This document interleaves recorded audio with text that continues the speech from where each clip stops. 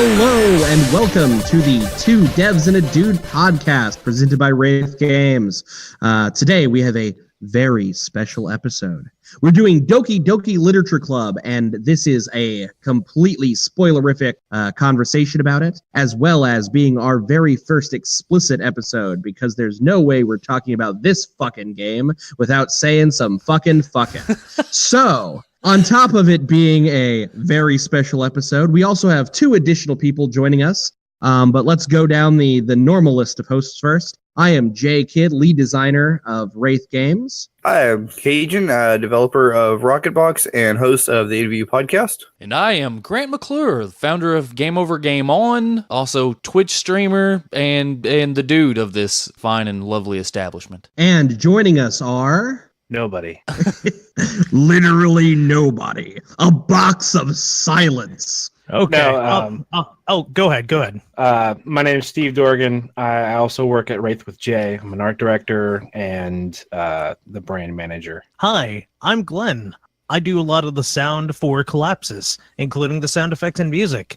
And I don't know how to finish this, so I'm just going to end it with the phrase dog in a wheelchair. The saddest mental image I've ever had. Dogs in wheelchairs really are cute. adorable, though. Like, that's the thing. It seems sad, and then you see one, they're still happy and mobile, and you're like, oh. It reminds me of Babe, Pig in the City. Steve. I don't know why, but I'll take your word for it. Steve, you remind me of the Babe. What Babe? The babe with power? What power? What are you guys talking about? Labyrinth. The movie Labyrinth with David Bowie. Meow. I know. God, okay. Yeah, this is going to be a train wreck, just so those listeners out there are going to know. And it's going to be the most glorious of train wrecks. Yeah, it's cool. It's Garbage Truck on Fire, as a big fan of Kind of Funny that I am. A hot mess. Yeah. Or what I used to stated in Go-Go, we're just a space shuttle trying to get off the tarmac, and we just keep blowing up before we ever launch. Sounds like me anytime I've ever tried to make a plane in one of those games where you design planes that you fly. Kerbal, one game, the Kerbal Space Program or whatever, that game? There's one? I think so. Yeah, there's only one. That was it. Okay, so I don't know where Jay is or anything. So basically what we're going to talk about Doki Doki Literature Club in this episode. For those who don't know, if you have not played Doki Doki Literature Club, you can turn it off, download it on Steam for free, then come back and listen to it. Or if you'd really... Or not. I mean, like, we're not your mom. Yeah, if you don't care, you can just do it. That's fine. Listen to us ramble for the next 45 minutes to an hour. 17 years. Yeah. You will... Basically, the game will be dead, and you can run it on a toaster by that time. I can't wait for the new 4K toasters to come out. Yeah. Oh my god, it'll get me on a tangent. That awesome ass Samsung that takes a picture of the inside of your fridge and tells you what's in it is super cool. But unless I had money just to throw away, I'm not paying $5,000 for a refrigerator. Was that a fridge pun, Grant? No. It's super cool. No, it is. It's super cool. No, it's awesome. If you've seen it, it's a fridge. It has a big giant TV screen on it, and it takes a picture of your fridge, the inside of it, and it shows you what's inside. I have seen it. Yeah, it's super awesome. It's dope. It's cool looking. It's cool, but it's super expensive. Yeah, like meet me halfway. I don't want a digital tablet on the outside of my fridge. I just want a window. Yeah. Does it have to? I don't know. It's just the price. I'm like, if I had like $5,000, it'd just be like, yeah, sure, whatever. I'm not paying. Took a GoPro. I think we should get back to what the audience really wants to hear about. Oh, yeah, 16-year-old girls hanging from the rafters. Oh, we're going there already. Okay. I reconnect, and all I hear is girls from the rafters. What did I miss? Lots. So, Grant, why don't you fill in our audience as to what Doki Doki Literature Club is all about? Okay, so the plot is you're just this normal, everyday guy. If you're a big fan of Jean Lejeune, you're just a regular, everyday, normal motherfucker. You know, that song? No? Okay. You got it, Cowboy Steve. Yeah.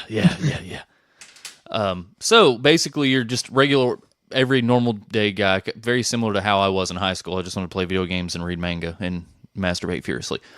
So that's just actually ever since I turned 14, but whatever. Or discovered porn. or the internet, or everybody does it, or magazines, or toasters, or just being aroused by inanimate objects. It's cool. You know, you're. I was trying to find a way to butt in and say, we get it, you like your dick, but I couldn't find a clever way to do it in time. Yeah, I was trying to figure out a transition, but it didn't happen. So, yeah, you're just you just like manga, you like play video games, and your best friend, who's like this happy-go-lucky, yay, love everything, sunshine and rainbows chick, is your neighbor, and she's like, hey, you should join a club, you should do something after school instead of just being a weird weeb. So basically, I believe the term is hikigamori or neat. Yeah, I don't know. They are the same thing. I like the term weeaboo because it sounds funny. No, actually, but can you be a weeaboo if you're Japanese? That's the important question. You can't. Yes. When can you not be? Well, I think the term for a weeaboo is someone who denounces their culture and says that they're Japanese. You're right. Yeah. I'm going to denounce my Japanese heritage and claim to be more Japanese. I think y'all are reaching way too deep into this. I really think he's just your average slacking high schooler. Can we make a note to make that some sort of anime? I'd probably watch it. I do watch some shitty anime. That's like Pop Team Epic to a next level. Yeah. Okay, so yeah, that's the plot. Basically, your best friend's like, hey, you should do something after school instead of just sitting at home playing video games and reading manga. So she kind of talks you into joining your club, following her to her club to check it out, to just get a free cupcake. So you meet these four beautiful just for the audience, ladies. Real quick, is that some sort of euphemism for something? No, it's an actual cupcake. Yeah. Okay. Yeah. Just for the audience's sake. That was my most disappointing thing about the game, is I didn't actually get cupcakes like in real life. Man, cupcakes are delicious. I dig that. Yeah. Well, I don't think they don't have the technology yet to be like, hey, there's cupcakes in this game. Boom, here you go. Here, have a fucking cupcake. You're gonna love it. I mean, like 3D printers. Give them 5 years, and you can just like print yourself a cupcake. It'll be fine. Yeah, you make pizza now, but I bet the pizza tastes garbage. But whatever. Okay, so I would not. Yeah, I was gonna say I would not trust one of those. Yeah, yeah. Don't trust a 3D. Can't be worse than Lunchables. It looks like a Lunchable. Surprised.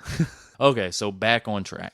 So basically, you're basically forced into this club because they need a fifth member, I believe. Yeah. They need another member so they can do the fall festival. So you're this dude in a classroom of pretty anime ladies, and that's kind of the basic plot. And nothing else happens? No, I mean crazy shit happens. No. But I was just gonna put a basic plot, and then everyone's gonna fill in the blanks. So basically, you play the rest of the game like having this having this ability to listen to your internal monologue, going like, "Oh my god, I can't believe I'm in this club with all these hot girls," and it's it's not outright said, but your goal is to like end up with one of them. Yeah. Mainly it's just like, hey, we're gonna be best friends, but really, you want some pee in vajee. Also, never pee in the vajee. That's how UTIs happen. Accurate. But not. No, that cough was actually all coincidental. Believe it or not. Yeah, no, you're not actually P as in the letter P for penis in the... Anyway. Yeah. We are earning this explicit tag. Yeah. They gotta be frozen peas or what? Yeah. Oh, God. What's the terrible joke? Do not put peas in the pea. Do not put peas in the pea. Yeah, Aunt Jemima snow peas, you'll eat them up so fast, you'll have herpes all over your face. That terrible joke. Good God, that escalated quickly. Of course it did. Like most men. Yeah.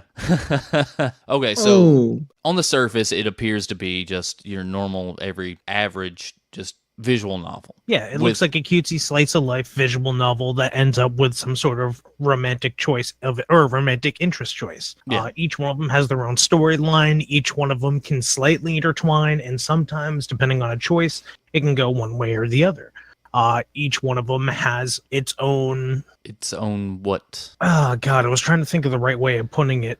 Basically, every one of them has their own timeline, if you will, and at one point they all just converge, coincidentally, around the time of the festival. The only one you can't, apparently, is the club leader who remembers you from like before or middle school or something, and you're like, oh, she's the best, and blah, blah, blah. So no matter what, you can't pick her, but the other 3 options are still there. I guess because it's established that she's like way out of your league. Meh, I suppose. I mean, she would be way out of my league, but I don't know. I picked the purple-haired big bosom purple-haired girl, Yuri, because I'm a fan of big bosoms and purple hair. Simple as that. I really like this game. I picked this game because it was hot at the time when we started planning this podcast. So I picked this game not really knowing. I knew that things got weird. Things got really, really odd and interesting. Yep. In fact, it's around the time of the festival where you start to see the real intention of the game, which is not to be a slice of life dating sim, but a psychological horror. Yeah, because go Jay. No, you got it. No. Go Jay. Fine, I'll go. Yeah. Anyway. Come on, somebody go. So, I'll go. God. I picked Yuri because I already knew your main best friend character, Sayori. I looked up some spoilers and just come across them online. I knew she committed suicide. And I just kind of went against the trope of, going with the girl next door best friend. And frankly, Yuri was like into teas, and was like, I always have tea going, so it's like, hey, why not? Wait, she does what? Yuri likes tea and reads books. No, Sayori does what? Yuri. He said Yuri likes tea. No, he said Sayori. She does what? She does what? Commit suicide. What? When? You didn't get that? Basically, at the first point of your love interest finally coming to a head, Sayori comes by, and she, being your BFF, kind of looks a little worn out. And this was after a conversation you had with her about how she's always dealt with major depression. And no matter what, it's always just been there, and it just keeps getting worse and worse these days. So she finally comes out to you, not really sure of her own emotions, but either really into you or really just needing attention. Not in like a, oh, pay attention to me, I deserve it, but kind of a, I don't know what to do with myself and help please someone kind of way. And you have the option to try to romance her or to just be like, you are my BFF forever and 5 ever. And no matter which one of those you choose gives you a different option. The first one being, oh, don't worry, I actually am interested in you. Makes her seem happy, and she's like, I'm so confused. I feel I should be feeling so happy, but why do I feel nothing inside? And the other part is her literally maniacally breaking down in front of you, running off, cry laughing.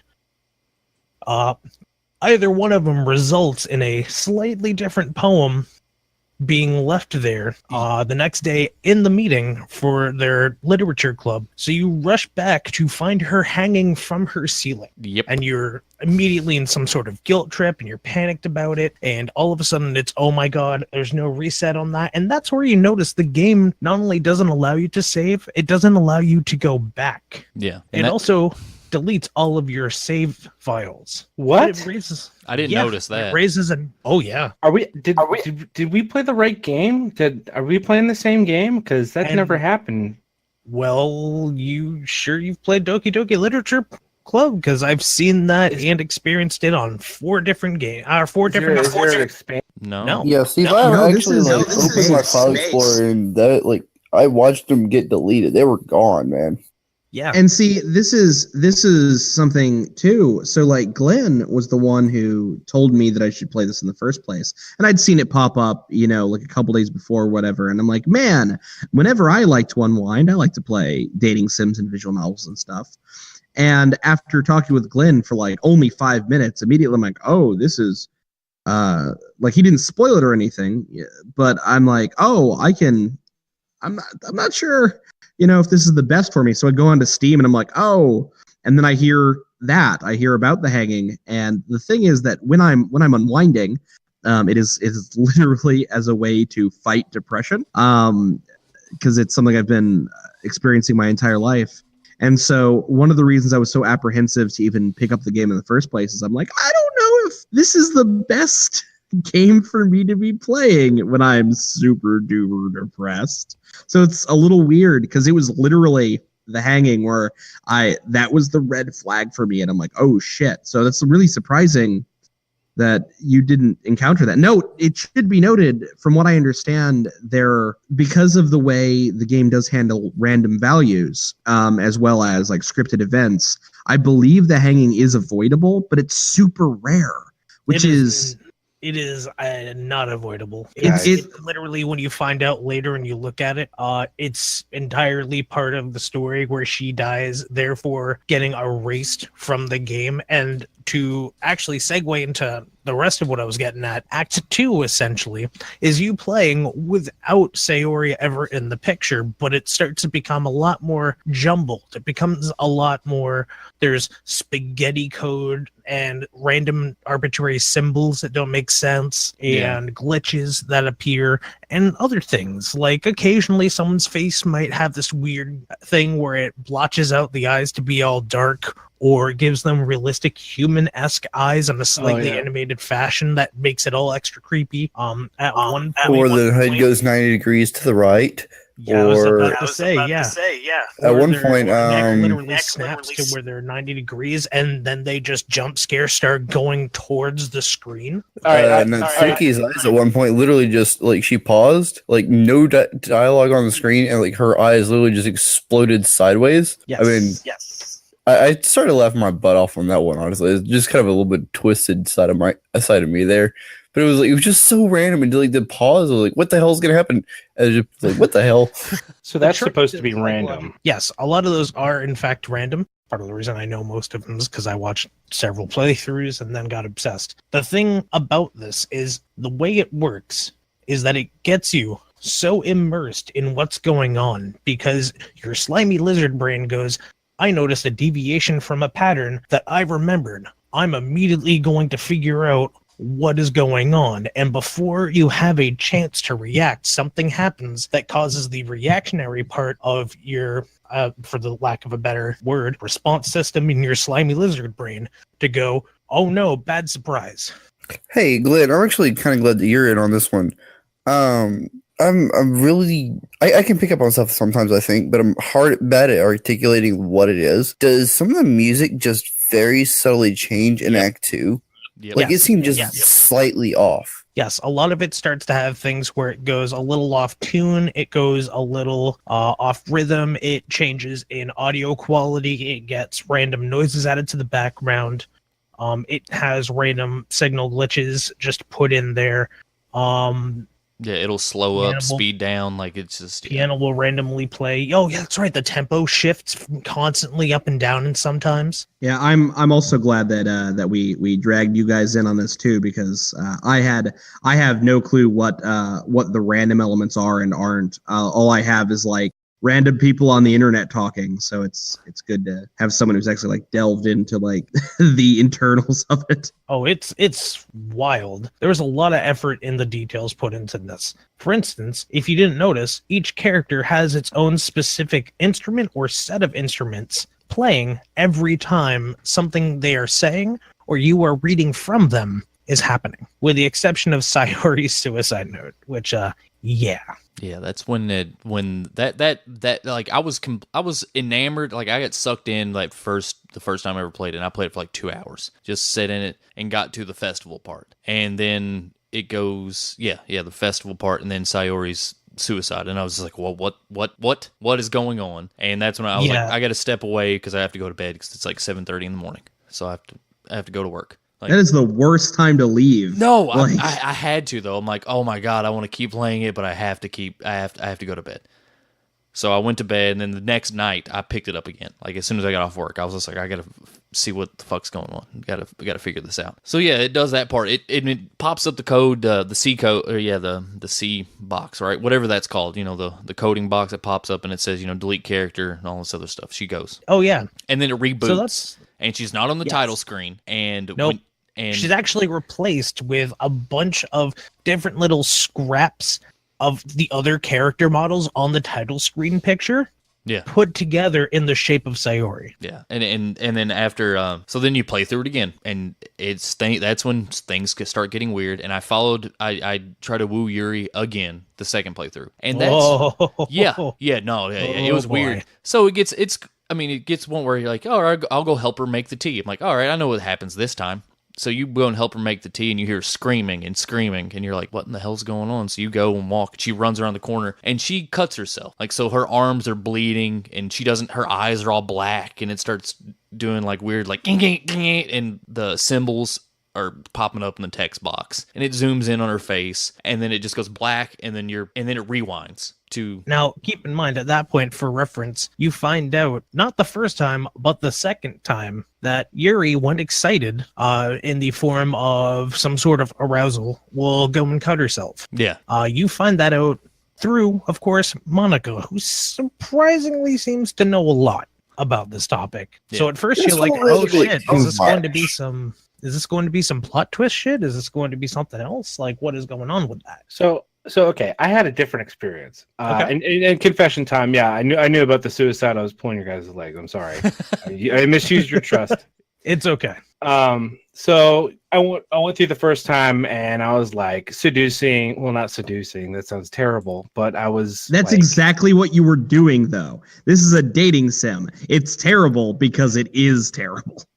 So I was. You're wooing the lady. You're wooing the lady. I was focusing my efforts on Sayori because I was like, oh yeah, this makes perfect sense. I would like to see this in an anime. Story-wise, it just made sense. And then so towards the end, she starts getting distant. So I was like, okay, maybe she needs some space. And so I instead, the first time around, invited Yuri to help with decorations or whatever. And then I was like, oh yeah. She starts to be like, I just really like knives, and I'm like, okay, great. And then yep, go ahead. And then I get confronted outside, and she's like, I just saw Yuri leaving your house, you guys had a good time, blah blah blah. And she confesses the feelings. I return them because I'm like, yay, great. And it just didn't feel right. And then she doesn't show up the next day, and then you go, and then the whole thing happens, and then it rewinds. The second time through without Sayori, I was like, well, fine. I'll just go full on Yuri the entire way. And I didn't get the whole. I didn't get the whole.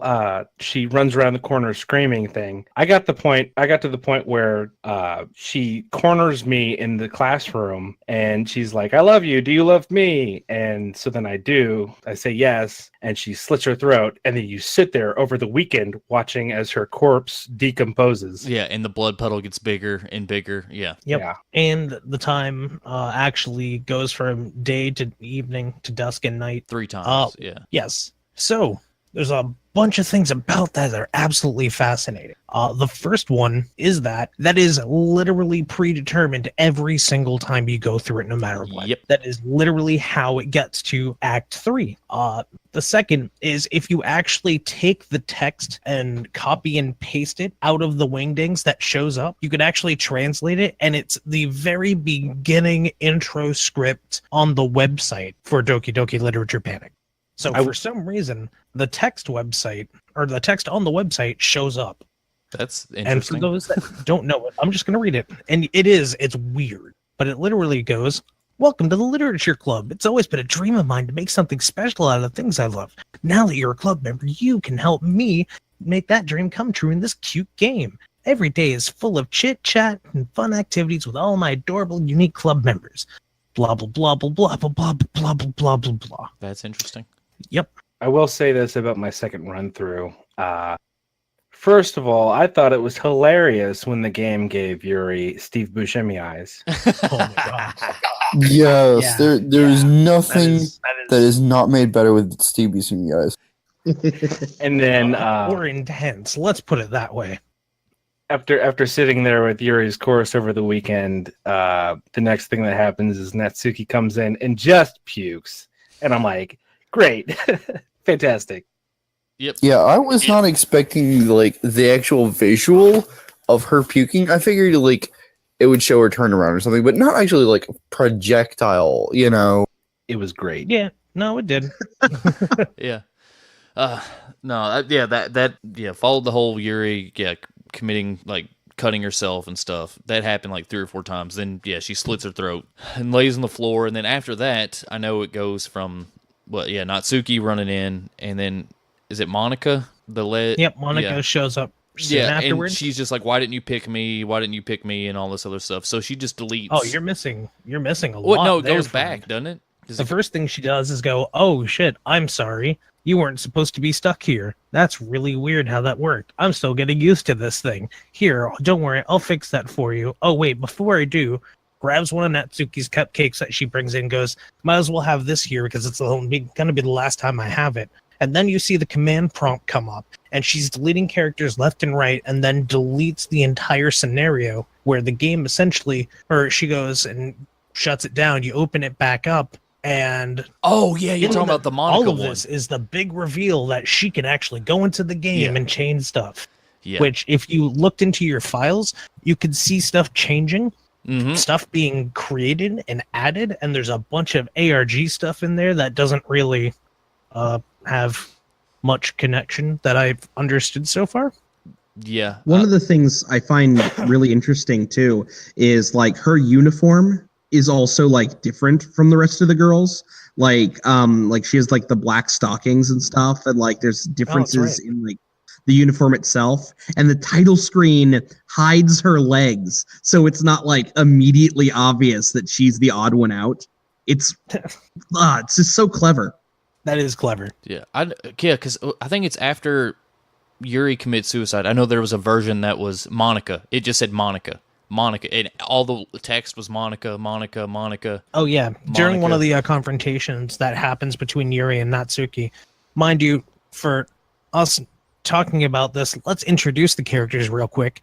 You have Monica, the head of the group. You have Sayori, your BFF, who's horribly depressed and kills herself. You have Natsuki, the tiny, stereotypical trope for... Cupcake lolly. No, besides that. That thing where it's like, it's not like I like you or anything. Tsundere? Tsundere, yes, thank you. You have Natsuki, who's the typical tsundere, and then you have Yuri, who turns out to be the kind of mysterious, dark, hyper yandere, because holy fuck. That's right. That's what I like. So at this point, between Yuri and Natsuki, there's an argument that comes up, and then out of nowhere, while everything's going hectic and your senses are all focused on what's going on, because there's all sorts of weird dissonance in the music and the audio, and everything's speeding up, and there's text going everywhere, it just stops. And in the middle of that, Monica just pops up being like, oh, sorry about that, blah, blah, blah, blah, blah. Instead of choosing a side with them, just remember to choose Monica or something along the lines of that. And then an Ever pops up and it goes, just Monica. Yeah. And everything just becomes just Monica. And then it goes completely back to normal as if nothing happened.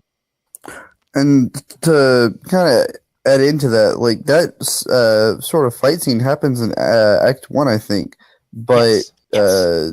Sayori actually will come in and like kind of show a little bit of an attitude, which kind of catches both Natsuki and Yuri off guard and breaks the fight. Without her being there, it just goes haywire. Yep. Yeah. There's a lot of, I guess the easy way to say it is Act 1 shows what happens. Act 2 shows the entire shithouse going up in flames. Yeah. And the third, and the results of that. Yeah. Yeah. I think, I don't remember. Is it the third or fourth act? Well, the third act is when everything gets deleted, right? Or no, it's the just Monica, and you play through. That's the third act. Third act is where everything gets deleted, and you're stuck there with Monica. Yeah, and you're talking to her in front of the chair. Yeah, and you're in the room, and you see the galaxy and everything, and she's just sitting in front of you in the desk, and you're talking to her. Yep. Yeah. Also, what I like to call waifu vision. Yeah. When it started, the whole Yuri commits suicide and it goes through, and I was just like, what in the hell is going on? And then it restarts over, and it's just you in the chair and Monica, and she's talking about deleting characters, and I love you, I'm the one, you're supposed to be with me, all this other stuff, we can be together forever in here, and you're stuck. And then to continue on the story, since we're doing all spoilers, you have to go into the files of the game, under characters, and you have to delete her character. Yep.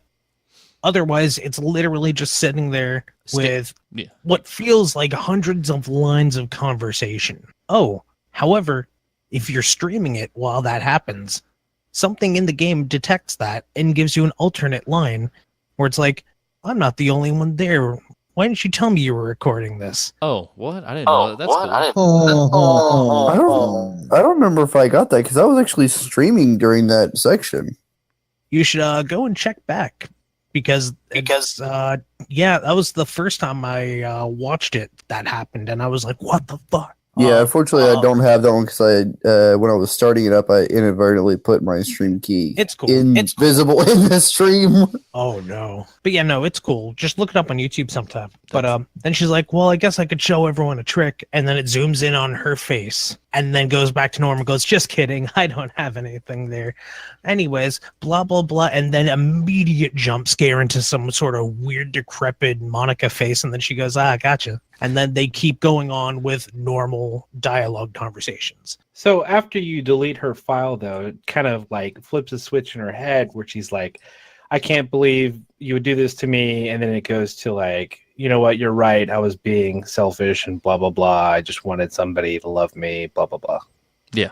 And it restarts the whole game. She restores all the characters, restores everyone. Except herself. No. Yep. Right? No. No, she's not there anymore. Yeah, she deletes herself. No, you deleted her, and with the last of everything she has, she resets everything else but her. Well, let me clarify. When you restart without her, if you try to put her back in, she'll say, "No, my heart hurts too much" or something.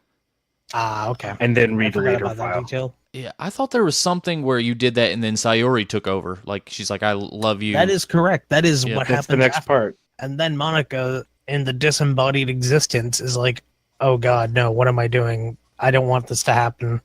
No, not like this, essentially. And basically starts slowly deleting everything. Yeah, it deletes the whole game, right? Sort of, yeah. But it also goes to credits. Yeah. And then you actually hear her voice. Deleting things. If you missed specific cutscenes. Then she sings a song for you and plays piano. That's right. Now, playing piano is something that we never really mentioned. A lot of the times that Monica was actually not there, she would mention she was off playing piano. One thing you'll also notice is that's slowly when everything starts to go haywire with each and every character. Something else is going terribly wrong. Something else is happening. There's some sort of moment where everything's a problem. And when she comes back or she's missing from another scene, she walks in, she's like, oh, sorry, I'm back. Sorry, I'm late. I was having piano class or practice or whatever. Now, one thing that didn't pick up every time I watched it, and I had to actually read about this, is that you'll notice that during all of those scenes where something's going horribly wrong or where they're starting to have problems and it becomes more apparent, there's always piano playing. Monica has a piano playing whenever she speaks. That's interesting. Glenn, how many times did you play this, man? 3. Like front to back, like you've played it 3 times to completion. Yeah. I played full clear, like literally the second and third time when I realized what I had to do, and then watched it a bunch because I was just like, this is a fascinating game. And I'll get into explanations of that why. Yeah. No, in a moment. I mean, it's fascinating because I know there's one part when I noticed that it reset once and there was Yuri's photo of her dead body in the background on the bulletin board. And Natsuki's great little thing that gets hidden. Yeah. I was just looking and I was just like, what's up? What? Oh, what the fuck? What is that on the board? This game is amazing for the amount of detail that you could miss if you're not paying attention. Yeah. And was very much given the opportunity to be very streamer friendly because it gave everyone who wasn't immediately playing chances to look around and converse with each other. There was a lot about this game at that time where as soon as something else happened, it sucked them all back in. Yeah. No, the game's fantastic. It's awesome. It's incredible. It's good. It's very clever. How many people worked on this game? 4? Yeah. Jesus, that's 3. it? I'm sorry. Holy hell. There's less staff than there are characters. 2 of the staffers were art. I actually really like it because like buried deep in the system files is a lot of like unfinished art assets, like just like hand drawn stuff. And it's just really cool to look through. Oh yeah, and then it adds more throughout the game. Oh yeah, and there's other things in there that pop up, like quote unquote secret messages, and sometimes they're actually secret messages. Other times it might be a picture of Sayori hanging herself, saying happy thoughts over and over. Yeah. Yep. Now, so I've heard there's a way to, after you play all that, there's a way to get a better ending than the one we just talked about. Yes. In fact, you could actually do that the first time around if you know what you're doing. What you need to do is complete everyone's storyline up until, well, the first thing you do is you save early on. Then, before you go into anyone's specific story arc, at that point you save it, and then you go through it, and then you get up to the point where you talk to Sayori and you give your reaction of whether you're like, yes, I love you, no, you're my BFF, let's get you help. And then you essentially go back and check out everyone else's. So you stop just before she commits suicide, and then you restart the game yourself. Yep, because at that point you can do that. You can't by the moment that you see the suicide happen. That makes sense. It changes everything. Yep. And then, because you're always automatically forced to go with Yuri for the second time around, you get only one necessary amount of scenes in Act 2, and then Act 3 is also always the same. The only difference is the end is mostly the same, with a little bit of a dialogue change that makes it a little lighter hearted. So this game kind of reminds me of Pleasantville. Have you seen that movie? I haven't. So you'll find out very quickly. I haven't seen most movies. So Pleasantville, starring Tobey Maguire, is it's these kids who get sucked into this like Mayberry kind of town from a TV show that they're watching, and it kind of plays a lot with predetermined destiny and all these things where it's like, well, the milkman always comes at 6. Where is he? It's because the kids have changed something within the show that now the milkman is having a life of his own rather than just living solely to deliver milk. It's kind of like changing people's destinies and breaking boundaries set by. It's kind of like the concept of the butterfly effect, but on a more social level. Yeah.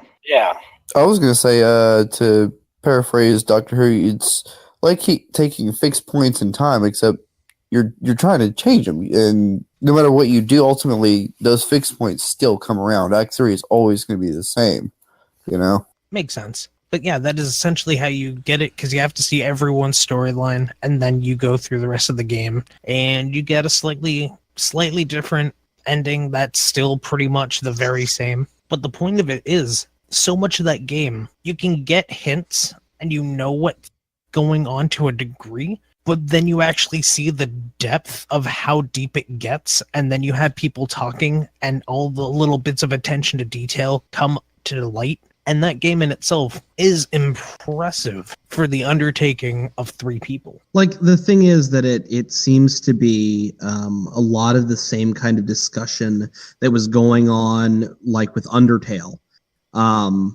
Like, obviously it's very different genres and very different, like, thematic approaches, but like a lot of the hidden stuff, a lot about how it messes with your with the way your game saves and things like that, a lot of the alternate paths and the completion aspect, and a lot of the interpersonal character relationship stuff. It, while being very, very different, I think that it strikes the same chord that Undertale struck. To an extent, although with a far... Undertale had much more of a narrative, if you will. This was basically more LOL psychological horror. After I completed it and stuff, the first game that popped in my head that reminded me of it was Pony Island. Oh, I still need to play Pony Island. Oh my god, it's so good. It's probably one of my favorite games of all time. It is so good. When I saw the trailer on Steam, I immediately went, "This is fucking bizarre. I am going to get this." Yeah, Daniel Mullins is incredible. Like, he's awesome. Like, his new game is really weird too. But what a shock. Yeah, that game Oxenfree is that's why I kind of want to play it, have other people play it. It's because But Pony Island, the way it manipulates your computer, how it gets all weird and code and all this other stuff, and how it's a different game. Like on the surface, you're just a pony hopping through hoops and stuff, but really that's not even the game. It's not. So it messes with the code. There's random code stuff in it. It messes with your Steam. Like you'll get random messages and everything. I mean, there's great. Like Pony Island's fucking awesome. It's incredible. It's so good. I think there's something about like this idea in modern indie games of let's play with not just genre, because playing with genre was a big thing a few years back, and it's still being done today. But let's play with the nature of the medium itself. What are we doing that is unique about video games and unique about the platforms that we're playing them on that we can then manipulate and mess with in order to enhance what we're doing? It's kind of meta, but it's not just only level of meta design. Yeah, exactly. And I think the cool thing is that it's not just meta. It's kind of like I don't really know how to describe it. Evolution. I don't know. I'm trying to figure out what word you're getting to, but I just don't. Honestly, if I think of it, I'll think of it. It's the next trend, much like how ARGs were the next beginning trend of marketing back in like mid to late 2000s / early 2010. Yeah, well, I think that's kind of interesting that you say ARGs, because anymore the games that sort of mess with medium as mechanic, and I think that's the best way to describe it. It's medium as mechanic. That's those sort of meta games that are becoming popular almost always include ARG elements, and if they don't include direct ARG elements, they seem to want the fan base to pick them apart as if the game is in itself an ARG. It's like that sort of concept, the ARG concept that struck a chord, became diluted, but because it became diluted, it became more like absorbed by the rest of the game itself. It's not just, oh, this is I Heart Bees, which is part of Halo. No, it's like the game is the ARG, but it's specifically about uncovering more about the game itself. It's like cyclical. I think it's actually kind of a return to form. And my explanation is this. I have an example. Metal Gear Solid. Okay, so I know first Metal Gear Solid game where you have to find out was it Meryl's codec number by looking at the back of the case. That's very arty. Yep. Not only that, but the things like switching the controller. Yes. And the reading from your memory card too. Oh my god. Yeah. It's stuff like that stretches the boundaries of what a game can be. It's not just writing down codes or whatever. It's actually doing some research. Yeah, it breaks that fourth wall or the fifth wall or whatever. It breaks that and the engagement. Like it purpose, like you play some games where your the engagement is broken in a bad way. Like it breaks the engagement to give a more interesting spin on what is happening. Yeah. And I wanna take this a step further, because like now that you say that, Steve, that has blown my mind. I think I've realized why. And you probably, like the audience and all of you guys, have probably already figured this out. But it's because the indie developers of today literally grew up mostly with like PS1 as one of their first things. Like I've had many conversations with Steve, and it's just like, I was a Super Nintendo guy, which was one generation before, but like a lot of like really, really big indie games that are coming out now are from slightly younger developers who grew up in that first generation 3D games. I completely can see how something like Metal Gear Solid and the way it uses not just the game itself, but also the nature of the medium as the mechanic could be super inspiring to like so many people. That makes so much sense. Yeah, Kojima was a fucking bad man, but he was really good at what he did. Speaking of Konami, speaking of Konami, fuck Konami and their Metal Gear Survive bullshit. Oh God, Metal Gear Survive. No, that is clearly a marketing plot. Yeah. They are trying to kill off the series so Kojima has less to be able to brag about. Yeah. No, I just wanted to say, speaking sucks. of Konami, just fuck Konami, but no. Oh yeah, no, I'm like the moment they got rid of Kojima, I was like, you know what? I didn't even invest that much in Konami, but now I'm fucking done. Yeah, well, they also got rid of the dude, the creator of Castlevania. Yeah, they got rid of him. He's doing Bloodstain. That's his new game. Yes, I hope that goes infinitely better than Mighty Number 9. Yeah, me too. See, I'm just saying, like, a little aside on Konami. If Konami and Capcom and Rare are just not doing anything, and Sega, let's put Sega in there too. Why don't we just get Nintendo, just to buy them, like, please? Like. I think they do more with the nostalgic franchises. Actually, yeah, you would have more luck with either Nintendo or Sony buying those, because Japanese developers like to stay in Japan and like to stay exactly and like to sell to Japanese, companies. I'm on the side of I wouldn't want to see that. Look at Square Enix. But now, some of you may be going, but they've been doing some good things. They've had Final Fantasy 15. They've had this. They've had that. But think about it. Most of the games after the merger were very lackluster because they didn't really have to try because their main competition was fucking nowhere. They basically came together. Then they continued their bad practices of making games that were kind of lackluster or just obvious cash cows that weren't that really grabbing. And the next thing you know, they're just hemorrhaging money. A friend of mine actually once said, the moment they come back with this Final Fantasy VII remake, you know that they've been in some hard financial times. And lo and behold, about 4 months beforehand, there was some mentioning of Squeenix having financial problems in Japan because of poor sales. Yeah, I will say this as an alternative to that, and it's a threefold response. One, Square Enix has said since the mid-90s that they are not particularly interested in making video games. They would rather be making movies. So Square Enix is a little weird on that in the first place. And this was shortly after the merger.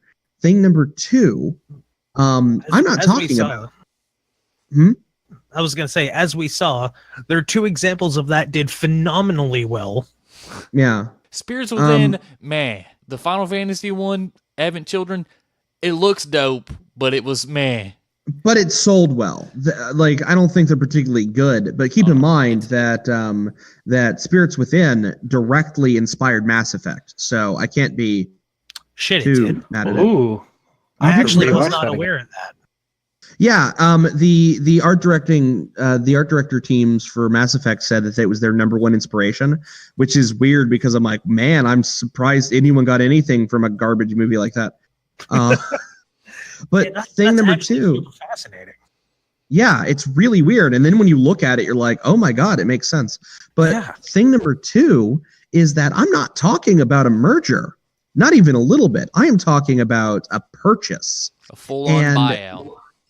Yeah, one of the things you'll notice that when Nintendo buys a company, what they do is they boil it down to what that company does best. And I think, like, if you look at Smash Brothers for the Wii U and 3DS, it shows, and I'll throw Namco onto my pile as well, that they have far more respect for Konami's, Capcom's, and Namco's properties than Konami, Capcom, and Namco do, and Sega as well.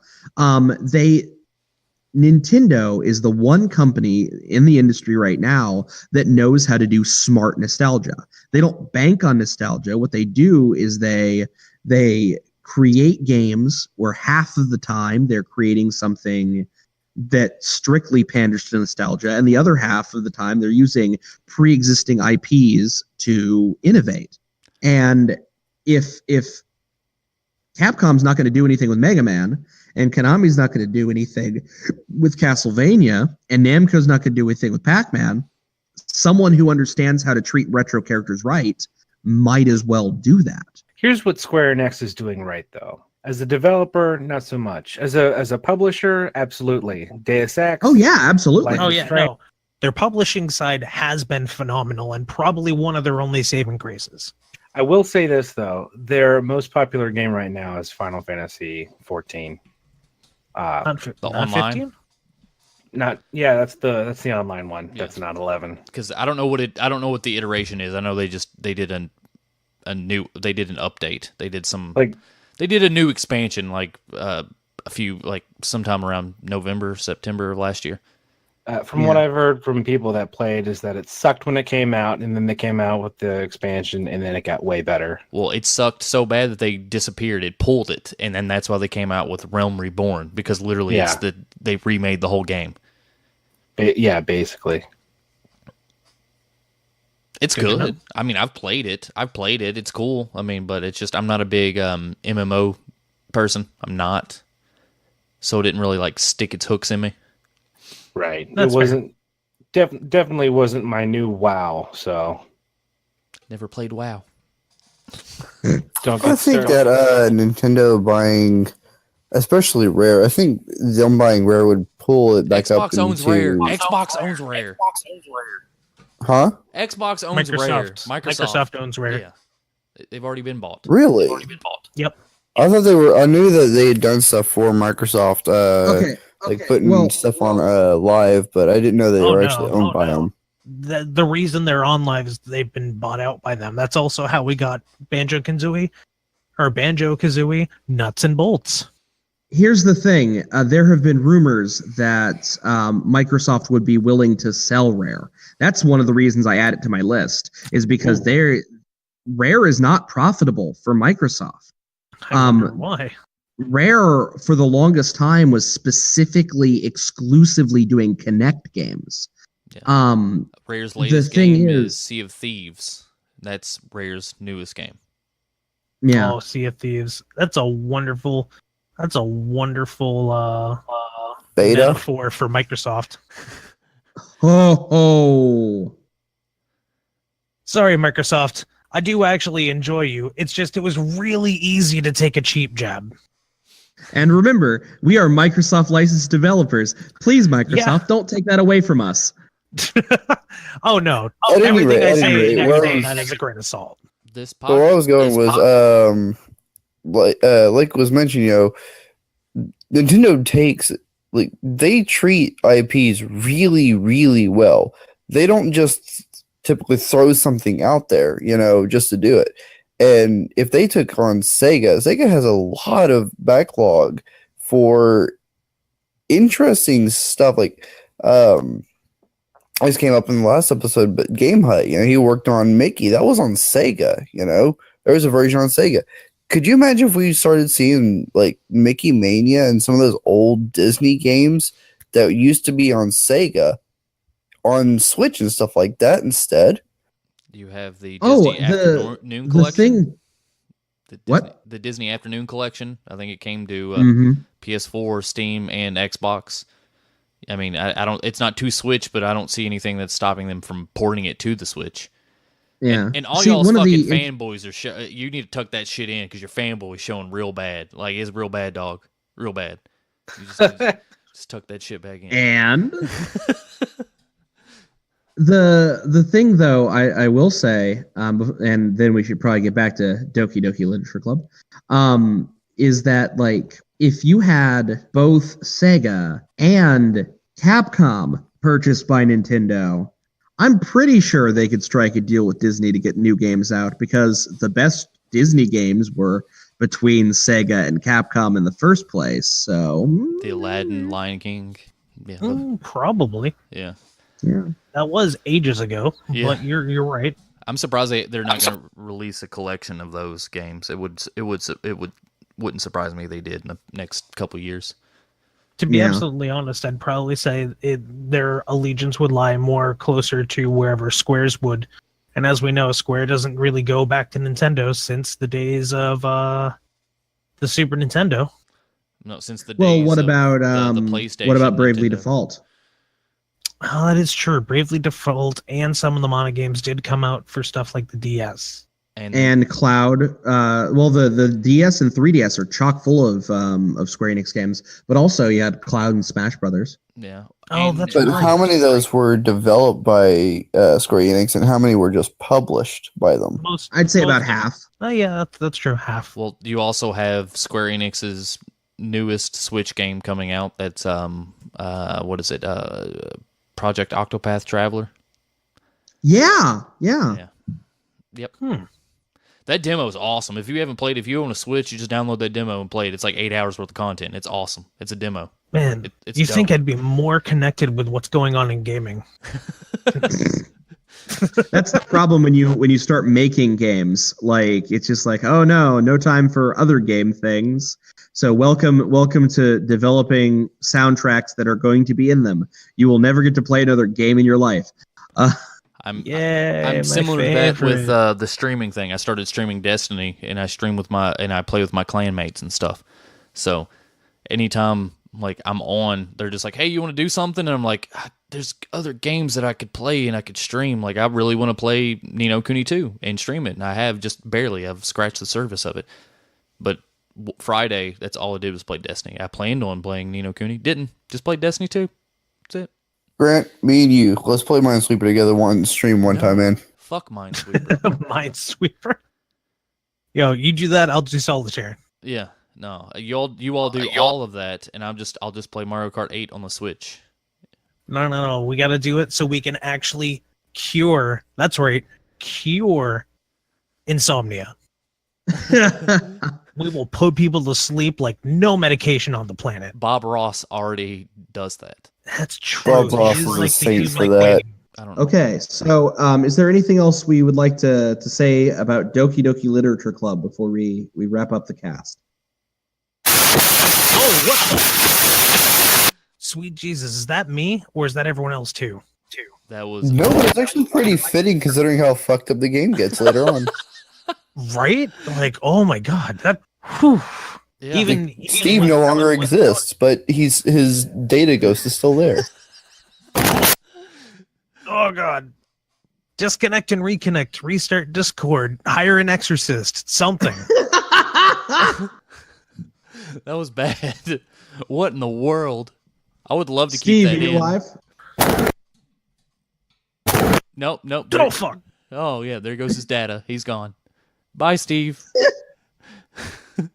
The game itself is a fantastic little 3-person project that really does show how much attention to detail as well as multiple levels of metagaming have actually not only affected our culture as developing, but as gamers. And it's really fantastic to see that there's a lot of stuff in the indie scene still pushing boundaries that no one really has gone and done since early eras of the PlayStation. Yes, a fun little 3-person project, like our 4-person podcast that never had another member at all.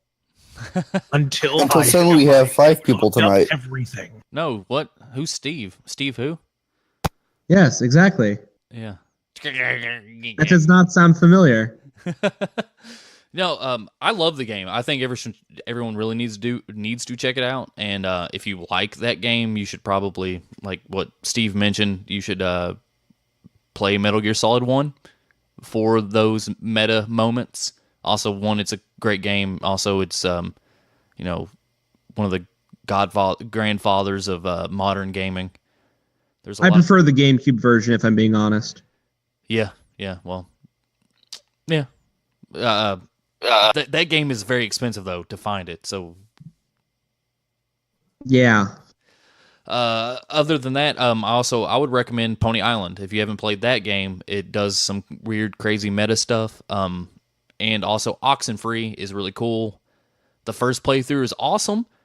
And shout out to Night School Games because I tweeted at them and they were just like, "Oh, you just beat it, play it again, and it gets even stranger," and it does. So after you beat it once, it gets very, very strange. Hell yeah. I love when that happens. My recommendation, if you enjoy Doki Doki Literature Club, is actually not for a game, but instead go watch Madoka Magica. Won't tell you why. Yes. Just do it. Yes. I haven't. I'm afraid now. So it's basically. No, don't. No, I'm not. I'm not telling them anything. I know Madoka Magica is a magical girl show, but no. You have to understand. Gainax was told to do a Saturday morning magical girl anime, and they looked and said, "Are you sure about that?" And they said, "Yeah." I'll have to check it out then. If it's that's all I'm telling you. Weird and odd and strange. It's my third favorite anime. Nice. It's pretty good. All right, I'll have to check it out. I like Little Witch Academia because Yes. I've heard a lot about that. I still haven't seen it. Oh, and the regular See If Steve is Still Alive check. The See If Steve. Well, say something, Steve. And now we actually have silence instead. What? His little activity ring did come up. Just checking. Sometimes my mic fucks up and just goes full Exorcist, possession. Yeah. It was thematically appropriate. Yeah, it was. Yeah, great. it was. I mean, I would love to not edit it out, but I'm gonna have to edit it out because it is so excruciatingly loud. No, you could reduce the level. Just turn it down. Turn it down. I mean, compressors are a thing. Yeah, I know. It's full on ear rape, and I know. I just don't. I've never been on the receiving end. Oh, it's oof, let me tell you. It was very unpleasant to say the least. So, I don't have headphones in right now. What are your guys' final words? I actually want to bring something up. Quick question to start it. Where are the developers located at? Dan Salvato is somewhere. Because I thought they were in the U.S., and that brings in, for me, an argument that I've been seeing come up about various things, like Doki Doki Literature Club and like Avatar series. Both of them is are they actually anime based on geographic boundaries? Like the Avatar series was made in California. Doki Doki, I think, was, again, the developers are somewhere here in the U.S.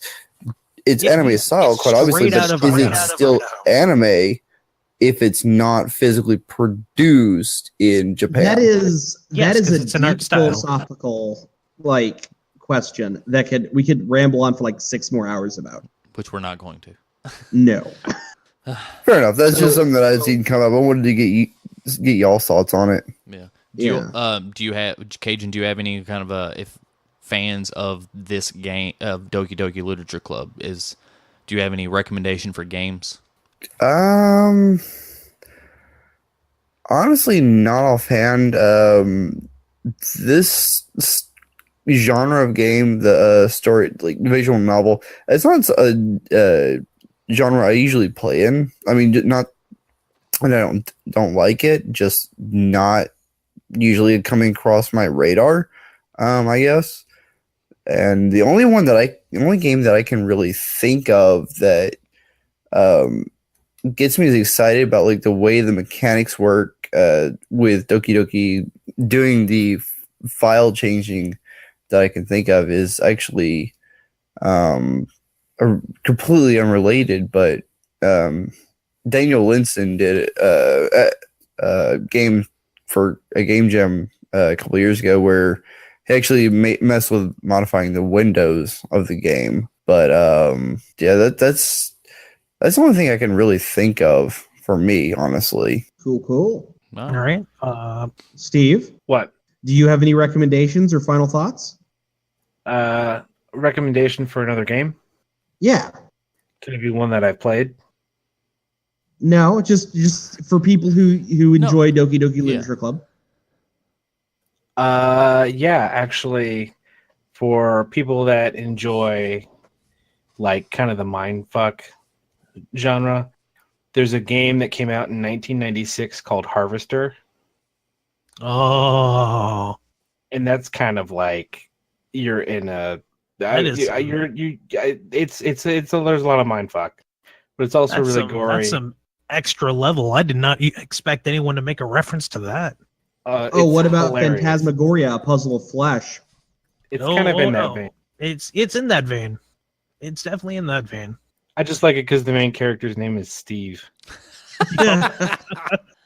Fuck, I never made that connection until now. Yeah, I am that guy. No, I'm not. Sometimes the simplest connections are the best. But actually, like with Steve saying Harvester, I would also recommend Phantasmagoria: A Puzzle of Flesh. Good to know. Good to know. I don't know any of those games. It's actually something we should probably do for this show at some point. Are they puzzle game? Not puzzle games. They're PC games, I'm guessing, in mid-90s. They're like point and click adventure. Yeah. Okay. They're both Phantasmagoria and Harvester are in very similar vein to each other. Okay. Cool.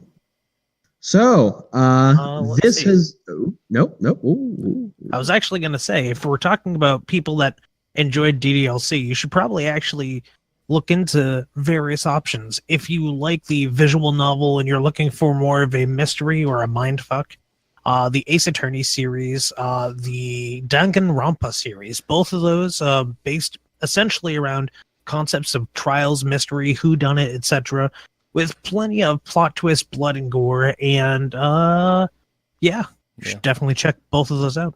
I have a honorable mention or shout out to if you like sexy anime ladies, you should check out Sin Karagura. Them games. Yeah, it's got sexy anime ladies in it. Another mention would be strange kind of Japanese game that I think is about to get a sequel in April. Yume Nikki. It's like a exploring. It's like LSD, Dream Simulator. Okay. Yeah.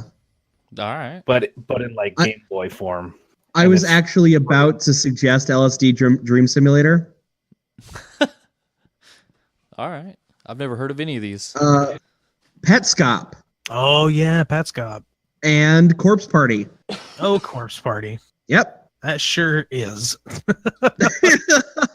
These are all like, I guess, deep cuts, and I have no idea. So it's these are all legitimate answers to this question. Yeah. Okay. Yeah, no, they all are. No, I'm just saying that I don't know any of these, and I'm just Corpse Party was originally a piece.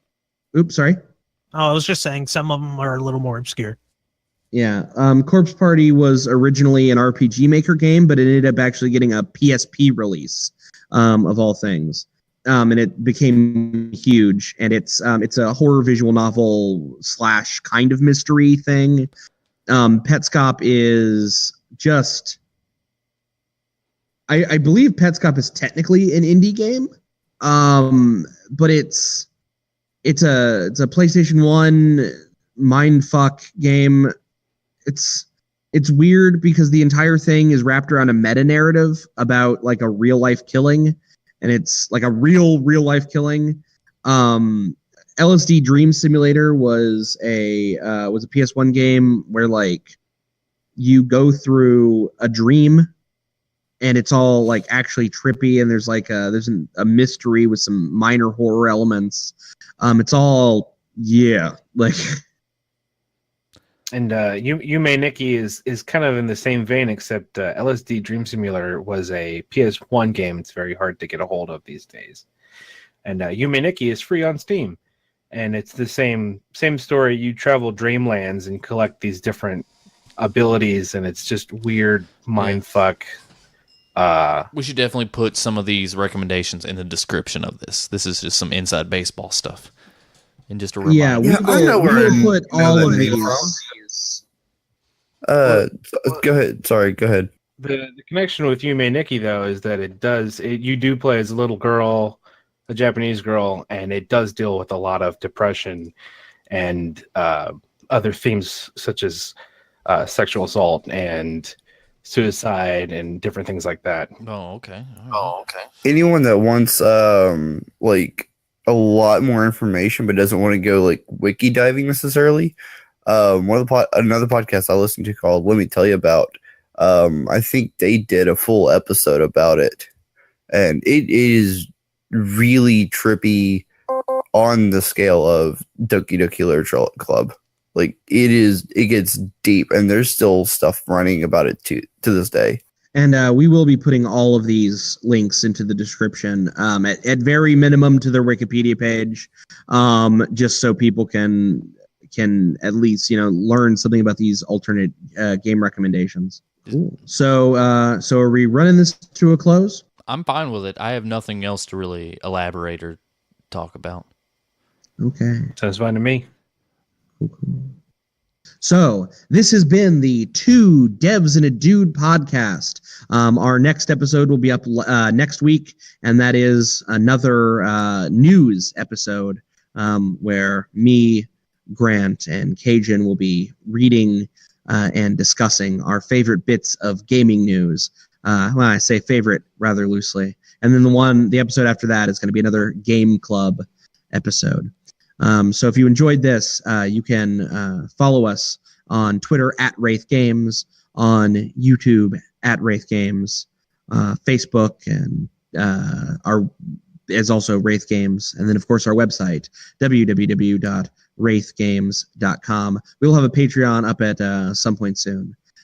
So we'll start with Grant, and tell us where they can find you.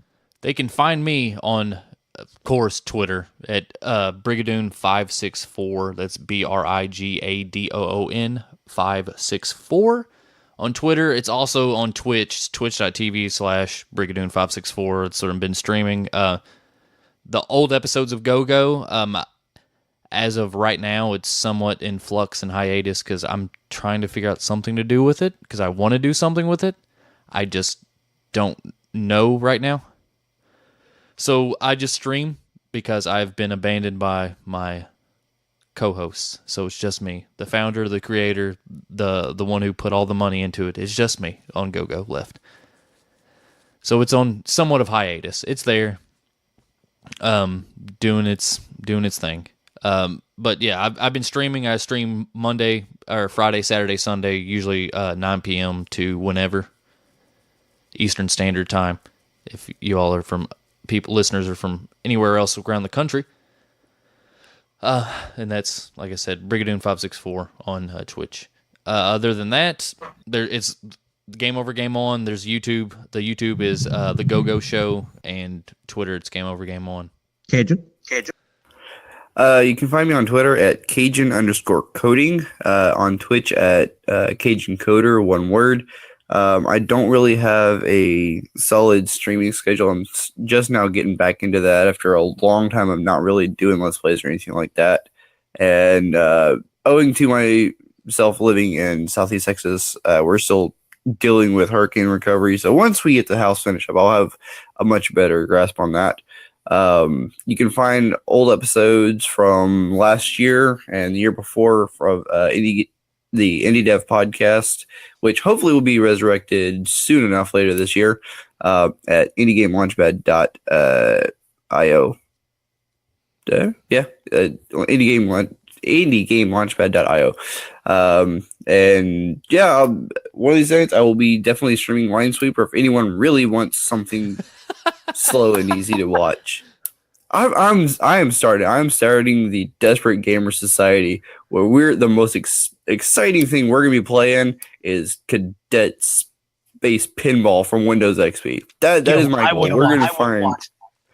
Yeah, we're gonna. And actually, one of my friends did, by the way, stream Solitaire a few weeks ago. Yeah, I'm gonna take it up a notch, and I'm going to go to an old folks' home. I'm going to set up a huge streaming setup. And I'm just going to watch them play shuffleboard. Hey, back in the Wii days when it came out, that was huge there. So they got some action.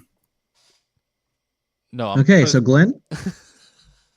Hi, I'm Glenntai. You can also find me literally everywhere on the internet under that name. You can find me there on Twitter, Facebook, Twitch, SoundCloud, Bandcamp, Spotify, iTunes, Deezer, Google Music, basically every major online music distributor. RedTube. I'll save you the list there. Pornhub. RedTube, not yet. Let's see. You can also find me on Discord, I guess, if you really want to. But in the meantime, yeah, thank you very much. Play Collapsus. Buy my music. Steve? I gotta follow up with Glenn's buttery smooth voice. Seriously? Yeah, you do. Perhaps. So you can find me on Twitter at wireframerabbit.com. No, shit, not .com. It was at wireframerabbit. I don't know why I say wireframerabbit.com. And I'm not streaming anything yet, but there are plans in the future to start doing art streams and game streams and all sorts of streams. So, if you have comments, questions, suggestions for future episodes, you can drop us a line at podcast@wraithgames.com. And so, hope to see you all listening next week. This is the Two Devs and a Dude podcast signing off. See ya later. I just want to say the energy at this signing off is sad. I feel like I'm at a funeral. It's 1:45 in the morning for me. 3 a.m. for you guys. I mean, I wanted to throw down an air horn at the end at least. Oh, I got you one. All right, there you go. Put it in post. There you go. All right. Yeah, See you. like the beauty of post. Bye. So wait. What? Huh? What? Did you shut off the podcast? No. I'm gonna keep it going. I'm gonna keep it going. Keep it going, dog. Keep going. Okay. All right. Give me some silence.